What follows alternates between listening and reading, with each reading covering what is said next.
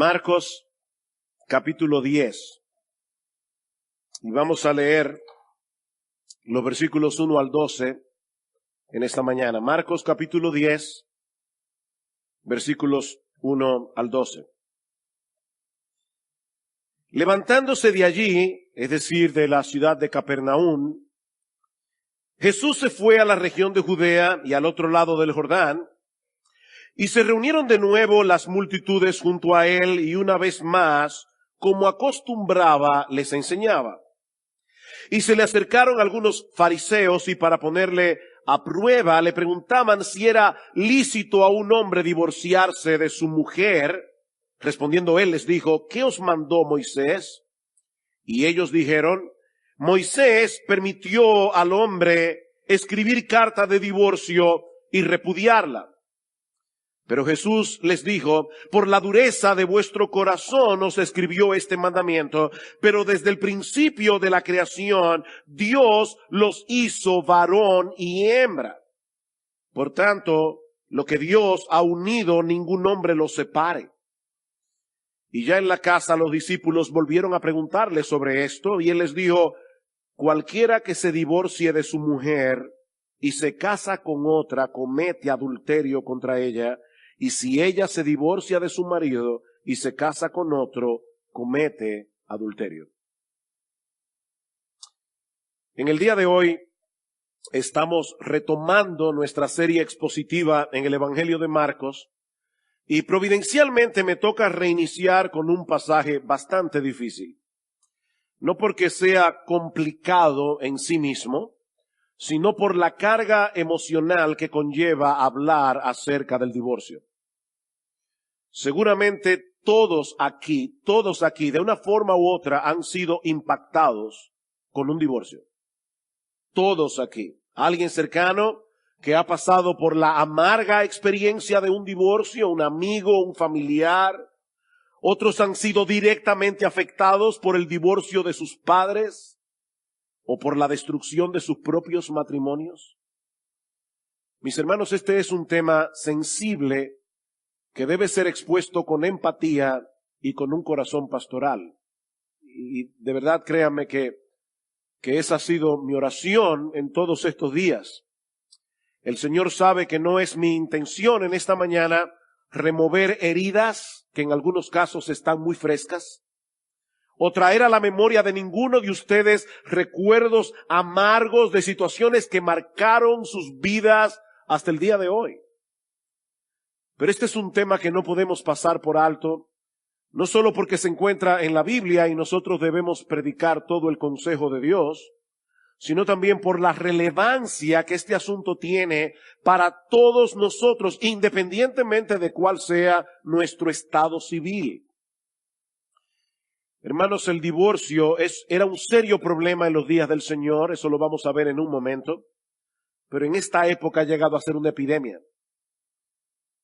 En la década del 2005 al 2014, en República Dominicana, se registraron 176,561 divorcios. Estamos hablando de un promedio de más de 17,000 divorcios al año. Miles y miles de personas fueron afectadas, directa o indirectamente, por cada uno de esos divorcios. Los hijos, los padres de ambas partes, amigos cercanos, amigos mutuos.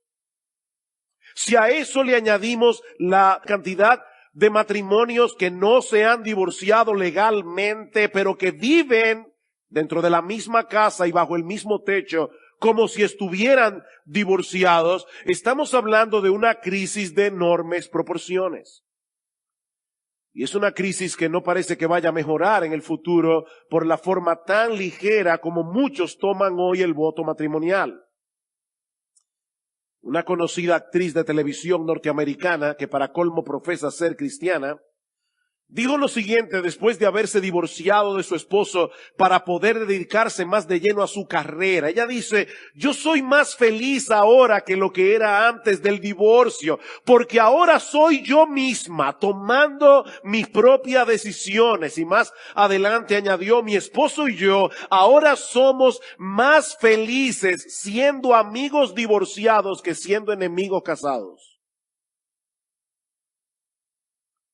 Eso suena bastante lógico, ¿verdad? Parece razonable pensar que es mucho mejor tener un amigo con el que una vez estuviste casado que tener a un enemigo en tu misma casa. Eso parece razonable.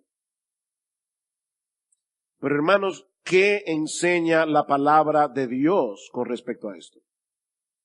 ¿Es el matrimonio una relación que podemos tratar con tanta ligereza? ¿Que podemos dar por terminado a conveniencia? Esa es la pregunta que yo quisiera responder en esta mañana a la luz de este pasaje del Evangelio de Marcos que gira en torno, a una pregunta que hicieron los fariseos. Ellos estaban interesados en hablar acerca del divorcio, pero como veremos en un momento, Jesús estaba interesado en hablar acerca del matrimonio. Ellos querían saber acerca del divorcio. Jesús quería que todos nosotros supiéramos algo acerca del matrimonio. Dice en el capítulo 10, versículo 1, una vez más, levantándose de allí, Jesús se fue a la región de Judea y al otro lado del Jordán, y se reunieron de nuevo las multitudes junto a él. Y una vez más, como acostumbraba, les enseñaba. En este versículo estamos entrando en el último tramo del ministerio terrenal de nuestro Señor Jesucristo. El Señor ha salido definitivamente de la región de Galilea al norte de Palestina y se dirige hacia la región de Judea, al otro lado del Jordán, es decir, hacia una región, un lugar llamado Perea. Ahora, ¿por qué ese dato es importante? Bueno, ese dato es importante porque esa región estaba gobernada por Herodes Antipas. Y si ustedes recuerdan, Herodes Antipas le había quitado la mujer a su hermano Felipe y se había casado con ella. Y luego mató a Juan el Bautista porque había denunciado su divorcio ilegítimo. Y era en ese lugar donde se encontraba Jesús cuando los fariseos vinieron con esta pregunta inocente. Una gran multitud se congrega a su alrededor, el Señor comienza a enseñarles la palabra y entonces aparecen los fariseos y deciden ponerle al Señor una emboscada, preguntándole sobre un tema sumamente controversial y sumamente peligroso en esa región particular de la tierra de Palestina, la legitimidad del divorcio. Versículo 2, y se le acercaron algunos fariseos y para ponerle a prueba le preguntaban si era lícito a un hombre divorciarse de su mujer. En Mateo 19:3, que es el pasaje paralelo, nosotros encontramos la misma pregunta, pero en términos más concretos. ¿Es lícito a un hombre divorciarse de su mujer por cualquier causa? Noten, mis hermanos, y esto es importante, que ellos están presuponiendo que el divorcio está permitido.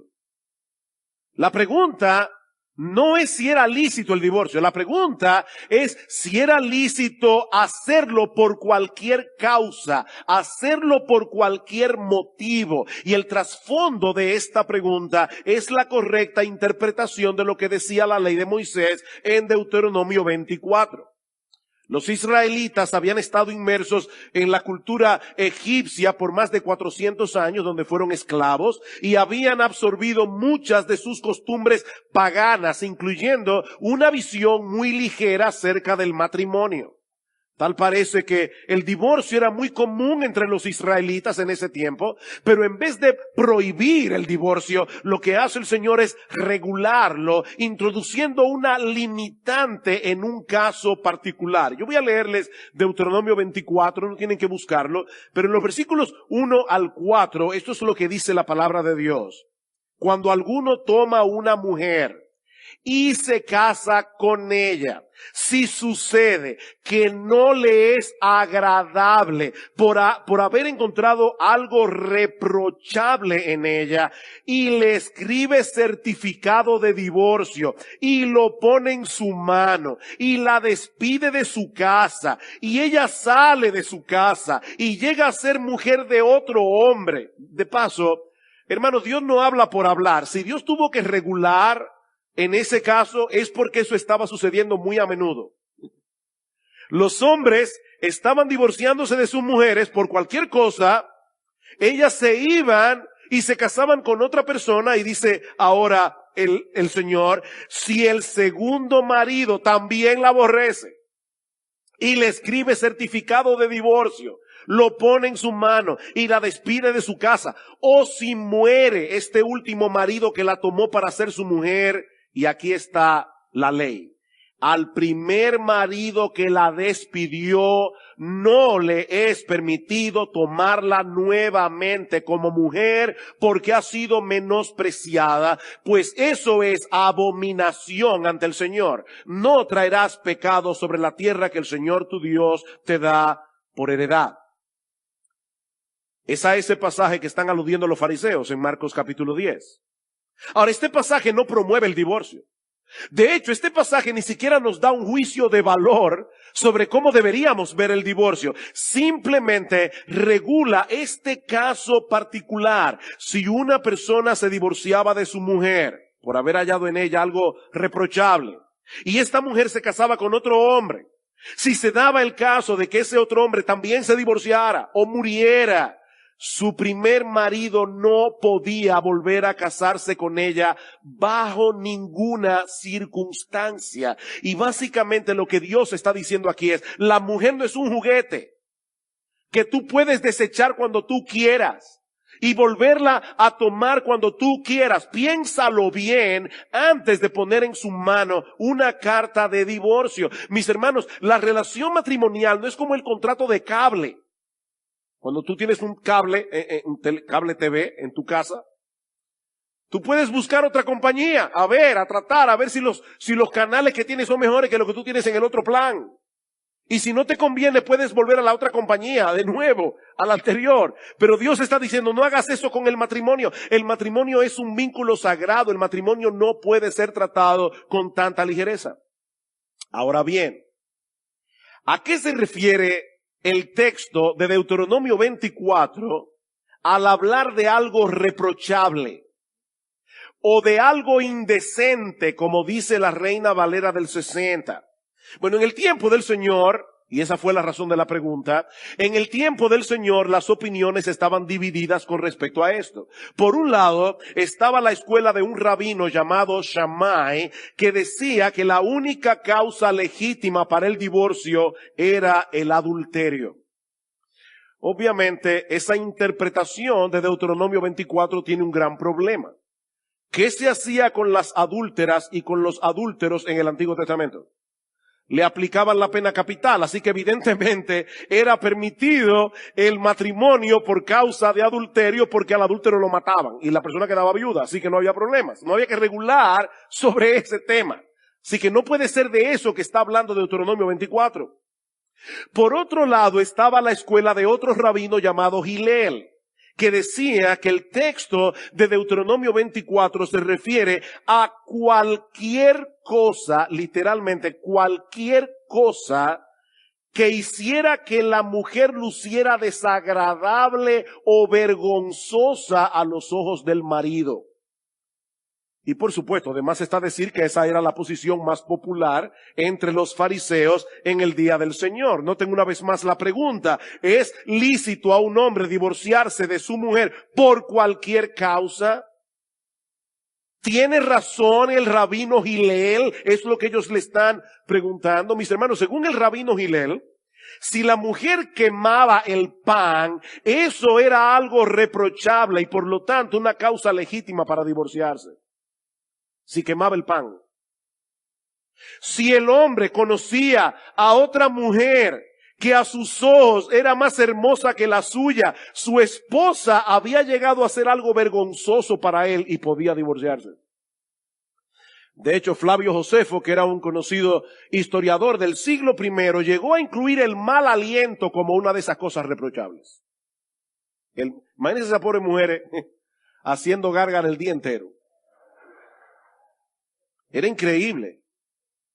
Y aunque nosotros no tenemos el tiempo para considerar en detalle Deuteronomio 24, muchos estudiosos del Antiguo Testamento, y yo concuerdo con esto, piensan que esa cosa indecente, esa cosa reprochable puede referirse a una conducta indecorosa de parte de la mujer que no llegaba a ser adulterio.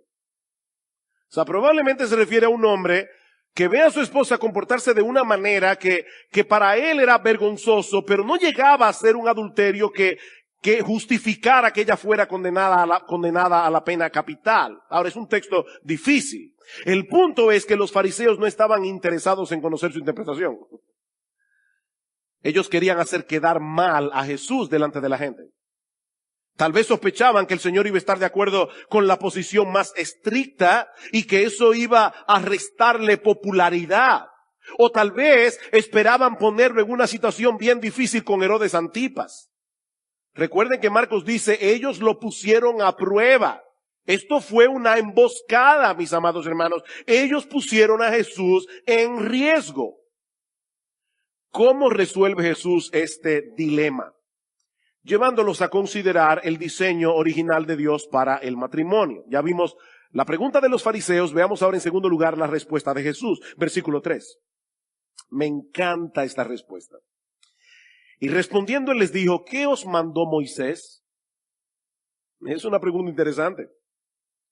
El Señor apeló a la Biblia. No a la opinión de un rabino, no a ninguna escuela rabínica. Ellos estaban diciendo, ¿qué te parece lo que dice Gilel o lo que dice Shammai? Y Jesús le dice, ¿qué le parece a ustedes si vamos a la Biblia? ¿Qué dice Moisés? Jesús descansaba plenamente en la autoridad de las Escrituras, no en la opinión de los hombres. Mis hermanos, lo que la Biblia dice es lo que Dios dice. Lo que la Biblia dice es lo que Dios dice, porque este libro que fue escrito por hombres inspirados por el Espíritu Santo. No importa cuál sea el tema que estemos tratando, lo que Dios dice en su palabra es lo que le pone punto final a cualquier cosa. No lo que a nosotros nos parece más lógico en una situación particular. Y yo digo esto porque muchas veces cuando estamos hablando acerca de este tema del divorcio y del nuevo matrimonio, nosotros cometemos el error de argumentar a favor de una postura partiendo de un caso particular que apela a nuestra sensibilidad. Casos que no nos ayudan a ser objetivos porque apelan a nuestras emociones. ¿Cuántas veces hemos oído este ejemplo? ¿Qué debe hacer una mujer que está casada con un hombre que casi ni habla? Y cuando abre la boca, o es para pelear, o es para demandar algo, o es para criticar, ¿debe continuar casada con ese patán? Miren, mis hermanos, yo no quisiera que esto sonara a falta de empatía con las mujeres que están pasando por esa terrible situación, pero esa no es la primera pregunta que nosotros debemos hacer. La primera pregunta es, ¿qué dice Dios en su palabra acerca del matrimonio? Otra vez. El Señor Jesucristo es la segunda persona de la Trinidad. Él es la compasión encarnada. Si hay alguien, mis amadas hermanas, que entienden cuando ustedes son maltratadas verbalmente o emocionalmente por sus maridos, si hay alguien que las entiende, es el Señor. Sin embargo, Él basó su argumentación en las Escrituras. ¿Qué dice la Biblia? Aunque este es un tema que nos impacta emocionalmente, hermanos, no podemos tomar decisiones sobre la base de nuestras emociones. Debemos tomar decisiones sobre la base de lo que Dios ha revelado en su palabra. ¿Qué os mandó Moisés? Versículo 4. Ellos dijeron, ¿Moisés permitió al hombre escribir carta de divorcio y repudiarla? Y Jesús le dijo, sí, por la dureza de vuestro corazón os escribió este mandamiento, pero desde el principio de la creación Dios los hizo varón y hembra. Deténganse allí un momento. Los fariseos tenían una visión tan distorsionada del matrimonio que lo único que parecía importarles eran las disposiciones legales. Mientras el marido cumpliera con poner en la mano de su mujer desechada una carta de repudio tal como estaba estipulado en la ley, todo estaba bien. Pero Jesús quiere hacerles ver que lo que está en juego aquí es mucho más importante que un documento legal. Vuelvan al Génesis, les dice el Señor, para ver cuál fue el diseño original de Dios con respecto al matrimonio. ¿Cómo debía ser el matrimonio antes de la entrada del pecado, antes de que el pecado del hombre dañara las cosas? Porque ese diseño original, y subrayen esto en negrita, ese diseño original sigue siendo la norma para nosotros hoy. Sí, vivimos en un mundo caído, vivimos en un mundo dañado por el pecado, donde muchos matrimonios no son lo que deben ser, pero aún así el matrimonio debe funcionar conforme a su diseño original. Desde el principio de la creación, dice Jesús, Dios nos hizo varón y hembra. ¿Para qué? ¿Para qué nos hizo varón y hembra? Para que nos complementemos el uno al otro. Versículo 7. Por esta razón el hombre dejará a su padre y a su madre, y los dos serán una sola carne. Por consiguiente, ya no son dos, sino una sola carne. A pesar de lo estrecha que puede ser la relación entre padres e hijos, Cristo está diciendo aquí, la relación matrimonial está supuesta a ser mucho más cercana, está supuesta a ser mucho más íntima, porque a través del pacto matrimonial los dos vienen a ser uno. Una sola carne. Eso no sucede con ninguna otra relación terrenal, ni siquiera la relación entre padres e hijos. El hombre y la mujer quedan adheridos el uno al otro, de tal manera que ya no es tu vida, mi vida, es nuestra vida. Los planes de ambos, los anhelos, los problemas, las circunstancias se funden en uno solo. Y de esa manera el matrimonio viene a ser una figura, una parábola viviente, una representación de la relación que Cristo tiene con su iglesia. Eso es lo que dice Pablo en Efesios capítulo 5. Maridos, amad a vuestras mujeres, así como Cristo amó a la iglesia y se entregó a sí mismo por ella para santificarla, habiéndola purificado en el lavamiento del agua por la palabra. Dice, cuando tú te casas con tu mujer, tú eres un cuerpo con ella, y Pablo dice, grande es este misterio, mas yo digo esto con respecto de Cristo y de la iglesia. Este mega misterio es con respecto a Cristo y la iglesia. Mis hermanos, es por eso que este asunto del matrimonio es tan importante. No solo porque el matrimonio es la relación más fundamental de la sociedad humana, sino porque está llamado a ser una parábola viviente del evangelio. Desde el principio de la creación, Dios diseñó el matrimonio para que representara otra cosa mucho más sublime que la relación romántica entre un hombre y una mujer. Él nos creó varón y hembra, con nuestras similitudes y con nuestras diferencias. ¿Para qué? Para que fuéramos capaces de unirnos y complementarnos el uno con el otro. Ese es el diseño original de Dios. Esa es la norma que seguirá vigente hasta que nuestro Señor Jesucristo regrese en gloria. Un hombre y una mujer que abandonan padre y madre para unirse y llegar a ser una sola carne. No dos hombres, no dos mujeres, no un trío, ni cualquier otra combinación que los seres humanos en su locura y en su rebeldía contra Dios decidan hacer. Un hombre y una mujer. Y precisamente sobre la base de ese diseño, escuchen ahora la conclusión del Señor, versículo 9. Por lo tanto, lo que Dios ha unido, ningún hombre lo separe.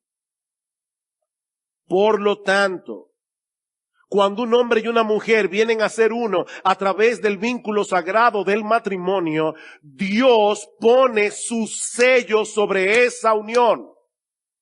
Y por lo tanto, ningún hombre tiene derecho a quebrar ese sello. Mis hermanos, ese es el estándar de Dios y ese tiene que ser el estándar de la iglesia. Ese es el estándar de Dios. No es la perspectiva de nuestra cultura la que debe determinar nuestra perspectiva del matrimonio. Es la perspectiva de Dios revelada en su palabra. Es como si Dios tomara a un hombre y a una mujer y los pegara el uno al otro con un pegamento celestial. Y no conforme con eso, pone un sello en el punto de unión para que nadie se atreva a romper ese sello. En Malaquías capítulo 2, Dios es bien claro en el versículo 15. Dice, Dios aborrece el divorcio. Dios odia el divorcio. A Dios le repugna el divorcio. Eso es lo que dice la Biblia. Y de hecho, el texto de Malaquías es bien fuerte porque dice, y al que mancha de violencia sus vestidos. Y parece que la idea es como si tú le enterraras un puñal a la otra persona y su sangre te salpicara. Dios odia el divorcio. Alguien decía que hay al menos 3 cosas que nosotros podemos decir con toda seguridad acerca del divorcio, a la luz de la enseñanza bíblica. 3 cosas con las que todo creyente debe estar de acuerdo. Hay controversias en el pueblo de Dios con respecto a este tema. Pero yo voy a decir 3 cosas que si tú eres cristiano y tú crees en la Biblia, tú vas a estar de acuerdo conmigo. La primera es que todo divorcio es contrario al diseño original de Dios. Todo divorcio es contrario al diseño original de Dios. Eso es lo que el Señor está diciendo aquí. En el principio, Dios los creó varón y hembra para que se unieran el uno al otro en un vínculo indisoluble. Eso no puede estar sujeto a debate entre personas que creen que la Biblia es la palabra de Dios. Lo segundo es que cada divorcio envuelve el pecado de uno de los cónyuges. Siempre. O de los dos. Eso tampoco puede ser debatido. Siempre que ocurre un divorcio hay pecado de por medio. Sea el pecado de uno, sea el pecado de los dos, pero alguien tiene que haber quebrantado la ley de Dios para haber llegado a ese punto de ruptura. Lo tercero es que cada pareja que se divorcia está separando lo que Dios unió. Cada pareja que se divorcia está separando lo que Dios unió. Eso tampoco es debatible. Es por eso, mis hermanos, que resulta imposible tener un divorcio indoloro. Una vez alguien vino a mi oficina, una persona que no es miembro de esta iglesia, pero me dijo, pastor, yo necesito ayuda, me estoy divorciando de mi marido y yo quiero que usted se intervenga, nos ayude para que esto no sea traumático. Yo le dije, mira, yo te quiero mucho, pero yo no puedo hacer eso. Es imposible tener un divorcio que no sea traumático. Ni el mejor consejero del mundo, yo no lo soy, pero ni el mejor consejero del mundo puede ayudarnos para tener un divorcio indoloro. Cuando nosotros pegamos 2 pedazos de madera con un pegamento bien potente, no se pueden volver a separar sin que se rompan en algún lado. Eso es imposible. Todo divorcio es traumático.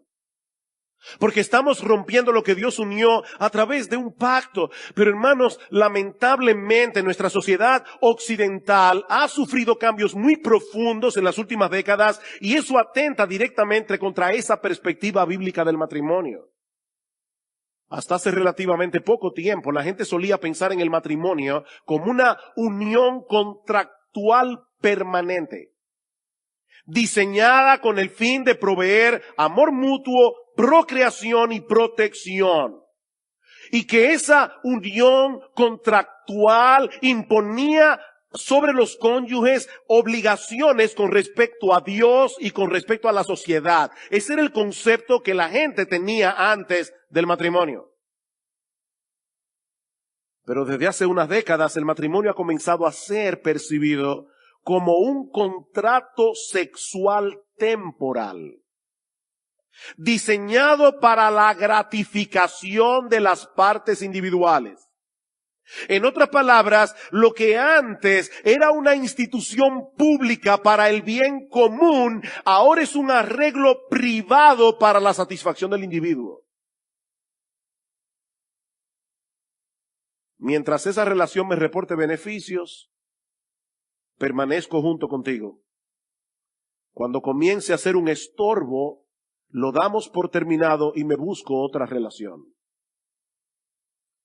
Pero eso es totalmente contrario al diseño de Dios para el matrimonio. Mis hermanos, de acuerdo a la perspectiva de Dios revelada en su palabra, yo tengo que amar a mi cónyuge. Yo tengo que hacerlo. Porque yo me comprometí a hacerlo en el pacto matrimonial. Yo no tengo otra opción. Yo no tengo otra opción. Tú no tienes otra opción. Decía el puritano Henry Smith, un hombre debe elegir primero a quién amar y luego amar su elección. ¿Oíste eso? Elige primero a quién amar y luego ama tu elección. Porque tú no tienes otra elección. No tienes otra opción. De hecho, eso fue lo que hizo Jesús. ¿O no? Jesús eligió al objeto de su amor y ahora lo ama. Y eso es lo que tú prometiste hacer el día de tu boda. Eso fue lo que tú prometiste hacer. Ay, pastor, mire que yo cuando me casé yo no era creyente. Yo no sé si tú eras pagano. Cuando tú te casaste, eso fue lo que tú prometiste en tu voto matrimonial y Dios le puso un sello a ese voto. Ese fue el voto sagrado que tú hiciste delante de Dios y delante de los hombres. Es de ese modo que nosotros vamos a representar la relación que tiene Cristo con su iglesia, como dice el pasaje de Efesios que leímos hace un momento. Cristo nos amó cuando no había nada bueno en nosotros que nos hiciera dignos de su amor. ¿O no es así?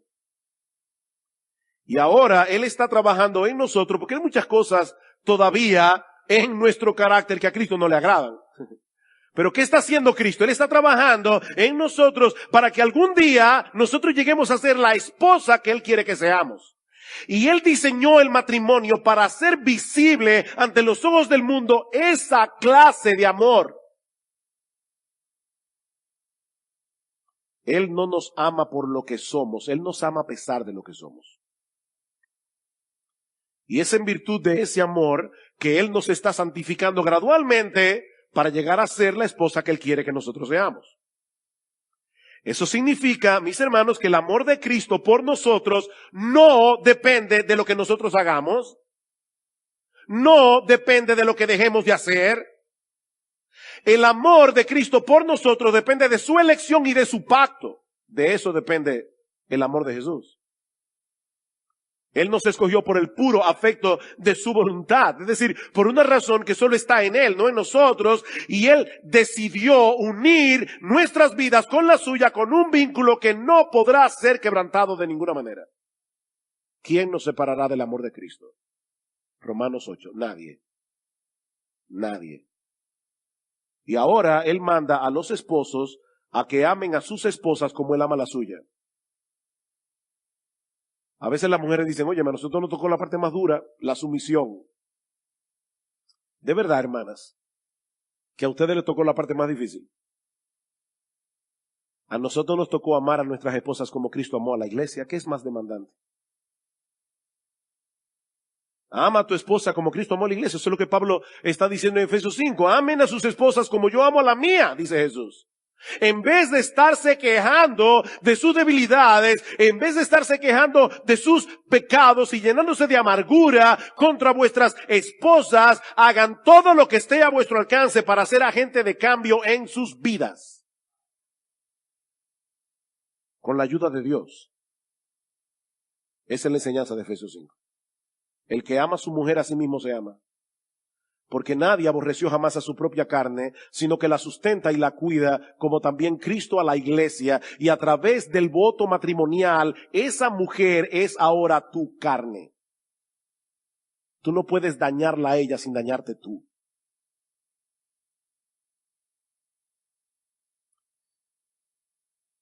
Yo les dije, hermanos, este pasaje, ¿verdad?, comienza con una pregunta sobre el divorcio, pero de lo que habla Jesús es del matrimonio. Ahora, ¿qué del divorcio? ¿Quiere decir entonces que no existe ninguna razón legítima para que una pareja se divorcie? Eso nos lleva a nuestro tercer encabezado. Ya vimos la pregunta de los fariseos, luego la respuesta de Jesús. Veamos ahora en tercer lugar la pregunta de los discípulos. Versículo 10. Y ya en la casa, los discípulos volvieron a preguntarle sobre esto. Yo me imagino a los apóstoles diciendo, pero ven acá, a final de cuentas, él no respondió a la pregunta. Ellos se quedaron dándole mente al asunto. Por lo menos no lo respondió directamente. Y yo supongo que Jesús no quiso responder, por lo menos por dos razones. Por un lado, porque no era una pregunta sincera, eso ya lo vimos hace un momento, esto fue una emboscada. Esto no era una pregunta sincera, ellos no tenían ningún interés de entender mejor las escrituras, ellos querían desacreditar a Jesús. Y el Señor decidió no responderles. Pero yo pensaba, estudiando ese texto esta semana, ¿y no será también que Cristo no quiso responder directamente? Porque Él quería dejar en la multitud una visión elevada del matrimonio. Recuerden que los fariseos no eran los únicos que estaban allí ese día. Si leen el versículo 1 otra vez, allí dice que Cristo estaba rodeado de multitudes. Ahí había mucha gente, muchísima gente. Y es muy probable que el Señor hubiera querido dejar en sus mentes la idea de que lo importante no es si existe alguna razón legítima para divorciarse. Lo importante es recordar que hay muchas razones para seguir casado. Pero los discípulos estaban inquietos. De hecho, en el pasaje paralelo de Mateo dijeron, ay mi madre, pero si eso es así no conviene casarse. Ellos estaban tan acostumbrados ya a esa cosmovisión de que se podían zafar de la mujer por cualquier cosa, que ellos llegaron a pensar, entonces no conviene casarse. Así que ellos vuelven a preguntarle al Señor en privado, y eso nos lleva a nuestro último encabezado, la respuesta de Jesús a los apóstoles. Versículo 11. Y Él les dijo, esto es en privado ahora a los discípulos, cualquiera que se divorcie de su mujer y se case con otra comete adulterio contra ella. Y si ella se divorcia de su marido y se casa con otro, comete adulterio.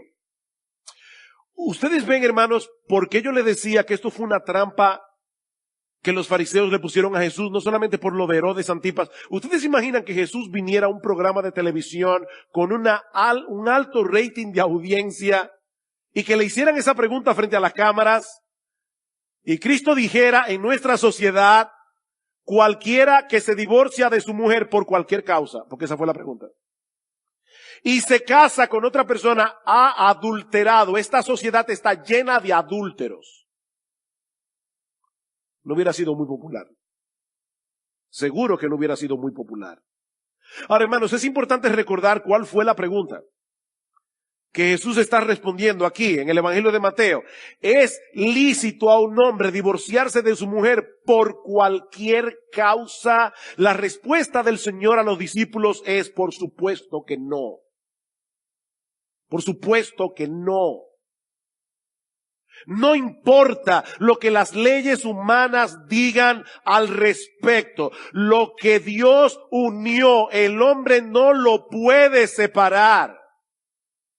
Ese matrimonio se registró en la oficialía celestial y Dios no lo ha tachado.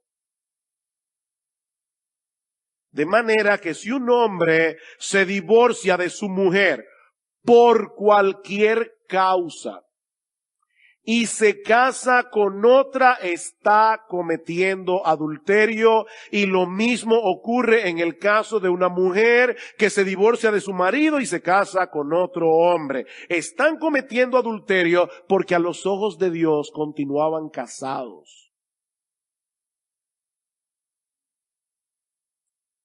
Mis hermanos, no hay que ser un experto en teología para entender lo que el Señor está diciendo aquí. Nadie tiene derecho a separar lo que Dios unió, a no ser que el divorcio se lleve a cabo por una causa legítima. Y eso es lo que vemos en la respuesta más completa que aparece en el pasaje paralelo en el Evangelio de Mateo. Mateo 19:9, y yo os digo que cualquiera que se divorcie de su mujer, salvo por infidelidad, y se casa con otra, comete adulterio. La versión Reina Valera lo dice de esta manera: yo os digo que cualquiera que repudia a su mujer, salvo por causa de fornicación, la palabra allí es porneia, e incluye una amplia gama de pecados sexuales, salvo por causa de fornicación, y se casa con otra, adultera, y el que se casa con la repudiada, adultera. Es la misma enseñanza que encontramos en el Sermón del Monte, Mateo 5:31. También fue dicho: cualquiera que repudie a su mujer, dele carta de divorcio. Pero yo os digo que el que repudia a su mujer, a no ser por causa de fornicación, hace que ella adultere, y el que se casa con la repudiada comete adulterio. Es sobre la base de esos dos pasajes que la mayoría de los protestantes a través de los siglos han sostenido, y nuestra iglesia sostiene esa postura, que el pecado de fornicación es la única causa legítima por la que Dios permite que la parte inocente inicie un proceso de divorcio. Ahora, noten, mis hermanos, lo que yo estoy diciendo y lo que no estoy diciendo. Yo no estoy diciendo que la parte inocente tiene que divorciarse. No, yo no he dicho eso. En el Evangelio hay lugar para el perdón. Y hay lugar para la restauración. Y siempre que sea posible, oigan lo que estoy diciendo, hermano, porque a veces no es posible. Siempre que sea posible, es mejor tratar de recomponer un matrimonio que está dañado que disolverlo. Siempre que sea posible. Pero Dios sabe que a veces no es posible, y por eso Dios permite a la parte inocente tomar la decisión de dar por terminada la relación, siempre y cuando sea por causa de infidelidad. Así como en el Antiguo Testamento el adulterio rompía el vínculo matrimonial porque el adúltero era apedreado, lo que Jesús está diciendo es que en el Nuevo Testamento se da permiso al cónyuge inocente a que se divorcie por esa causa. Eso es básicamente lo que el Señor nos enseña en estos dos textos del Evangelio de Mateo. Alguien dirá: pastor, ¿y qué de 1 Corintios 7? Yo no tengo tiempo para entrar en 1 Corintios 7, pero Pablo está tratando allí dos casos muy diferentes. En primer lugar, está tratando el caso de dos creyentes que porque la relación matrimonial está tan deteriorada, deciden separarse. Y Pablo dice: si a pesar de lo que ya el Señor dijo acerca del matrimonio, ustedes deciden separarse, no se pueden volver a casar. No se pueden, no tienen permiso de Dios para volverse a casar. Por supuesto, ahí Pablo no está tratando con el problema del adulterio. Si hubiera adulterio, habría que tratar ese caso independientemente. Pablo está diciendo dos personas que de repente, profesando ser creyentes, deciden separarse.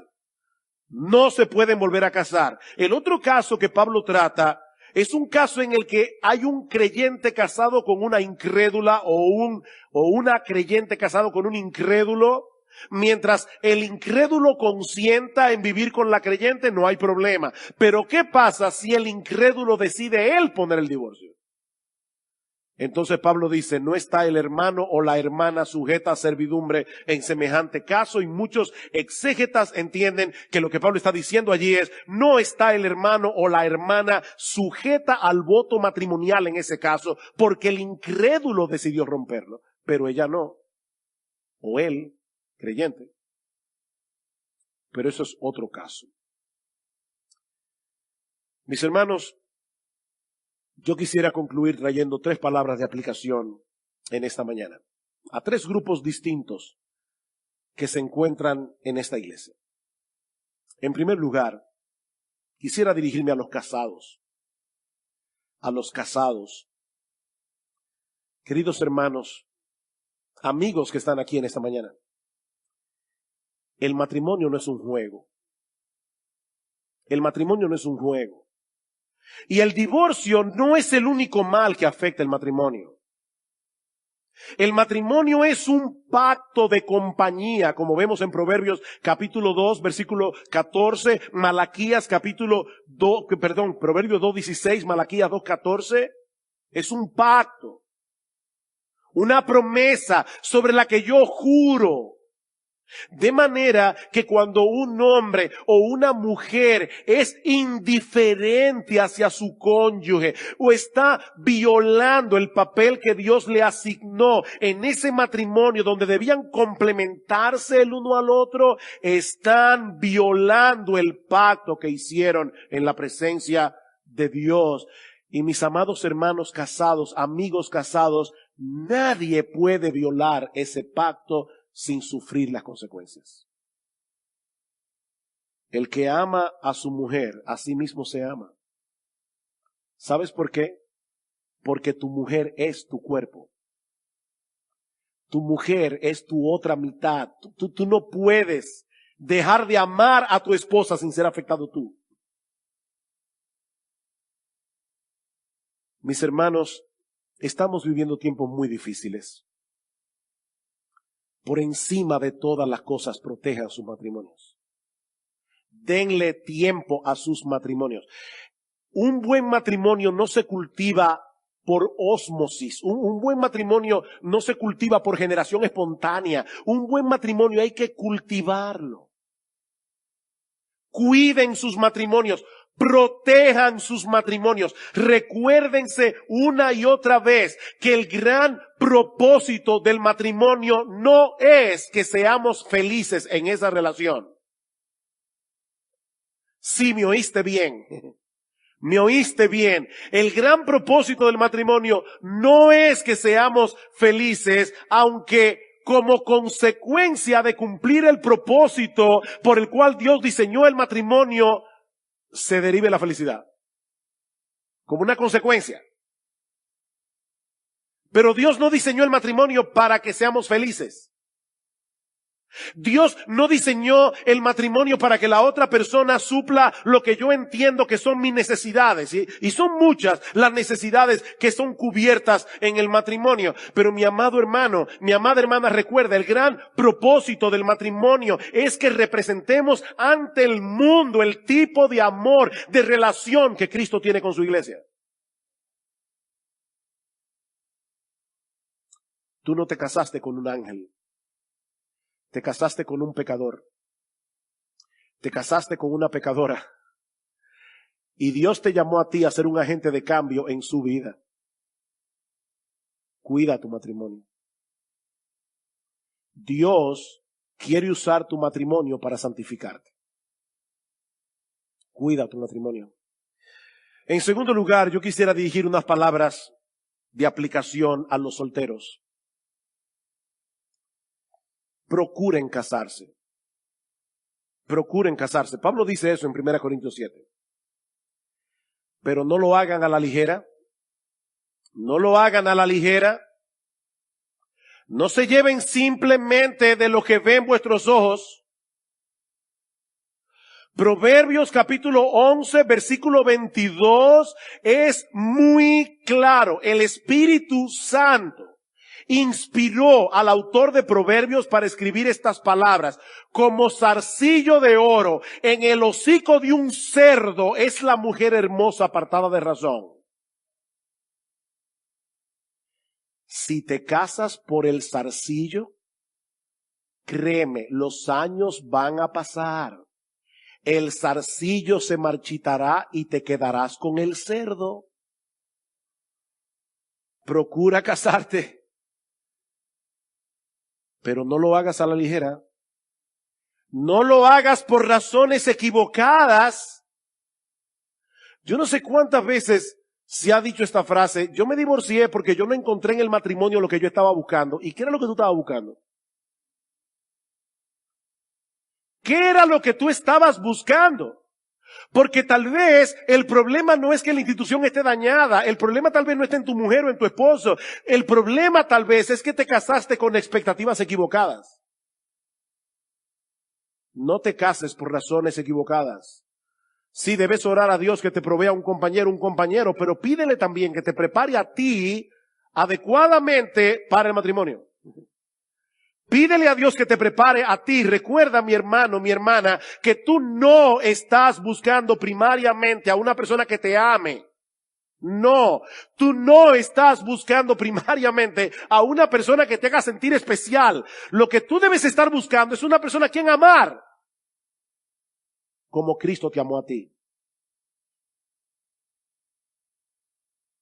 Y Dios es tan bueno que Él nos ha dado el sentido del gusto y nos provee esposas que nos gusten y viceversa. Pero esa no debe ser la razón principal por la que tú escoges a una persona. Pidan consejo, jóvenes. Pidan consejo. Escuchen a sus padres. Escuchen a los que están dispuestos a decirles lo que a ustedes no les gustaría oír. Es con esa gente que deben buscar consejo antes de casarse. Porque el matrimonio no es solo para toda la vida. El matrimonio determinará en mucho sentido tu felicidad o tu desgracia en este mundo. Pero también, y esta es mi mayor carga en esta mañana, yo quisiera dirigir unas palabras a los divorciados. Yo sé que lo que se ha dicho hoy acerca del matrimonio y acerca del divorcio tiene que haber sido duro de escuchar para algunos de ustedes. Y de verdad, eso mi esposa lo sabe porque se lo decía en estos días, eso ha cargado mucho mi corazón. Mucho. Y he pensado en algunos de ustedes por nombre. Si tú eres creyente, recuerda que tu identidad primaria no es divorciado o divorciada. Esa no es tu identidad. Tu identidad es cristiano o cristiana. Cristiano o cristiana. La sangre de Cristo te perdonó de todo pecado. Y Dios te adoptó como su hijo, con todos los derechos, con todas las prerrogativas de un hijo, independientemente de cuál sea tu estado civil. Mis hermanos, la Biblia no dice que un divorcio injustificado sea un pecado imperdonable. La Biblia no dice que tú eres ciudadano de segunda categoría en el reino de Dios por ser divorciado o por ser divorciada. Si te has arrepentido de tus pecados, Dios te ha perdonado plenamente. Dios te ha perdonado plenamente. Y sí, nosotros sabemos que el divorcio tiene consecuencias que perduran, pero aún así debes saber que Dios ha prometido ser el sostén de sus hijos. Mi hermana divorciada, ahora Dios no solamente es tu padre, Dios es tu marido. Dios es tu marido. Aún de aquellos que han venido a Dios, a Cristo, habiendo pasado por esa terrible experiencia, Dios es su sostén. Recuerda, mi hermana, mi hermano, ¿cuál es tu identidad? Tú estás en Cristo. Y estamos completos en Cristo. Estamos completos en Cristo. Y si tú estás aquí en esta mañana, el tiempo se me ha ido y aún no te has arrepentido de tus pecados, tú debes saber que en Cristo hay perdón para todo aquel que cree. Cristo vino a buscar y a salvar lo que se había perdido. Y ahora no estoy hablando únicamente a divorciados, porque el matrimonio no es lo único que el hombre ha dañado por su pecado. Cristo vino a redimir al hombre de todas las consecuencias que han venido sobre nosotros por causa de nuestra condición caída, independientemente de nuestro estado civil. Divorciarse injustificadamente no es el único pecado que un hombre puede cometer. Pero ¿sabes qué, mi amigo? En Cristo Jesús hay perdón para todo tipo de pecado y hay perdón para todo tipo de pecador.